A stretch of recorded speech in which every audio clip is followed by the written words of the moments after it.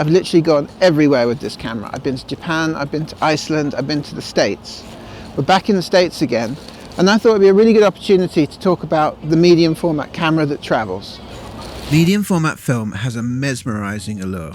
It's a negative that's big enough to capture some real detail and depth, easily creating some beautiful images. I have a number of medium format cameras, but larger cameras like the Hasselblad, Mamiya or Pentax are heavy and difficult to travel with, which is why I like the Yashica. Old cameras are heavy.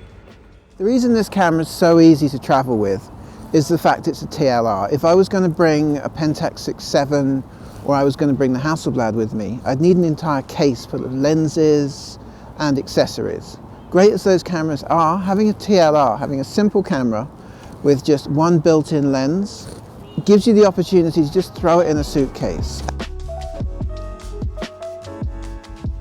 Because this one is the basic yashicaMat model, it's not the 124G, it doesn't have a built-in light meter.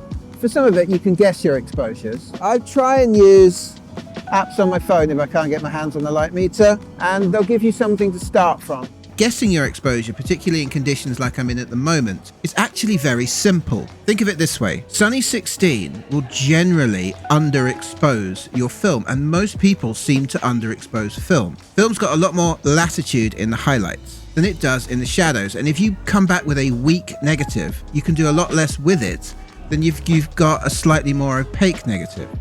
You're still with me? So actually, in the situation I'm in that moment, it would be very difficult for me to overexpose my film. There isn't much light around. I'm using 160 ASA film. So all I really have to do is get as much light as I can onto that negative without compromising my depth of field or my shutter speed. And that, inversely, will be my correct exposure, because that is all I've got. Just having to think about every shot and every picture just brings something more out into the picture.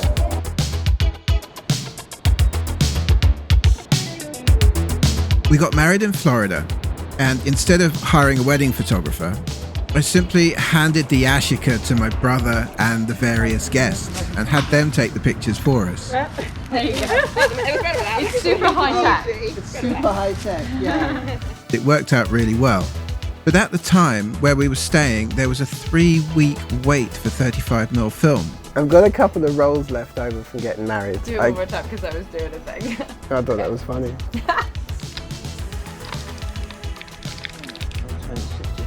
Not quite enough light in the shadow.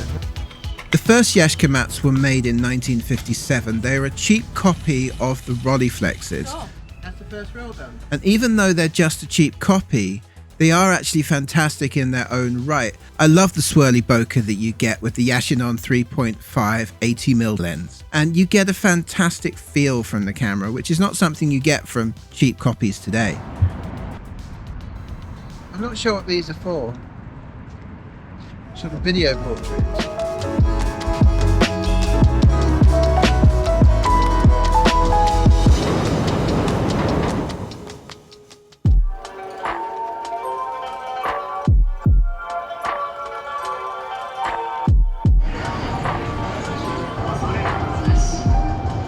I came here as part of the Tokyo 2020 Olympics. That's given me the opportunity to come out here and explore somewhere where, to be fair, I never even thought I'd go. While I'm here, I brought with me a yashicaMat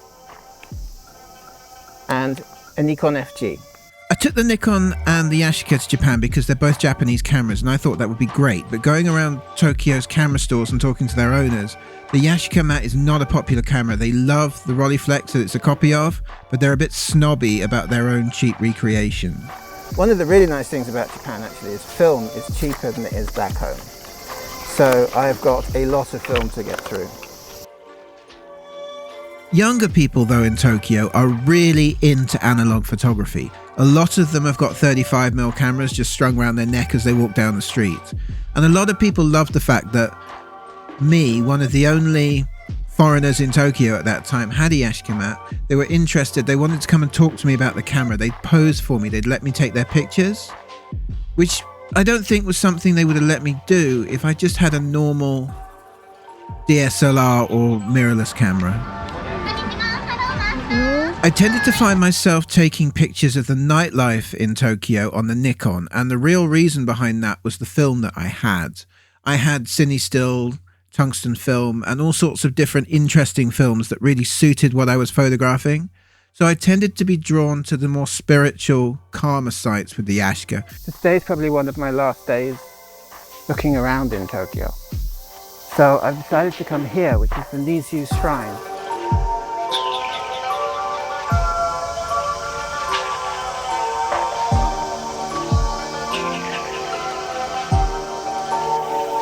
As you come down through the gates, it feels like the gates are getting smaller and smaller, and I'm having to crouch down more and more. It's quite incredible. The light is absolutely wonderful at this time of day, and it's just all very beautiful, even if it's a little bit small down here.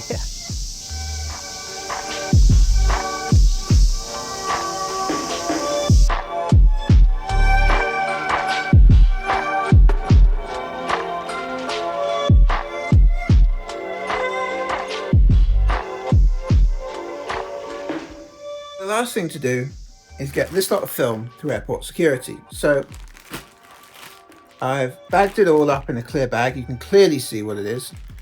On the side it says in English and Japanese, camera film, please don't scan.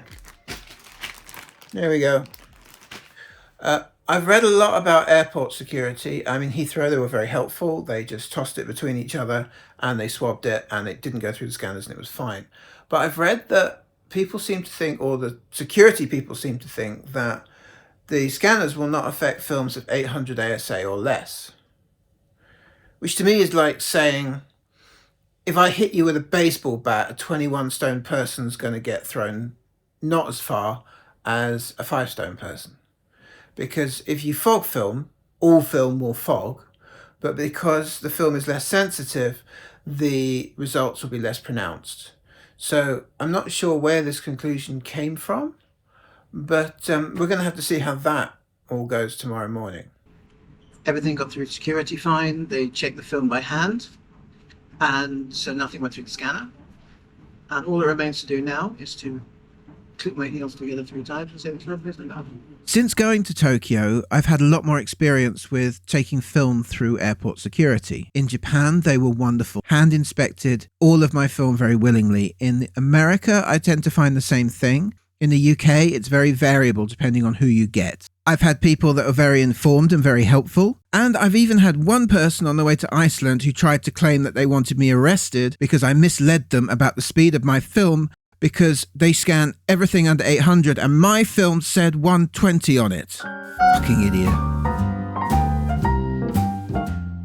We're doing a shoot in what Zegrin tells us is JFK's former limousine. Apparently he did things with Marilyn Monroe in here. So we've dressed Jamie up kind of like Marilyn Monroe. It's very late at night right now, so we're in the middle of the infinite blue hour that you get in Iceland in May, which is where we are right now. And I have a flash gun outside on a battery wrapped in a plastic bag in the rain. I've just shot a roll of Portra 400, which I'm going to push 1 stop. And I'm going to pull out the Cine Still 800T. It looks amazing, but the rain is really coming down. I was struggling. I've got a flash coming in through the windscreen. I've got one of the little aperture lights lighting me at the moment, giving me a sort of tungsten light to add to that. I'm shooting at about 1/15 of a second at f3.5.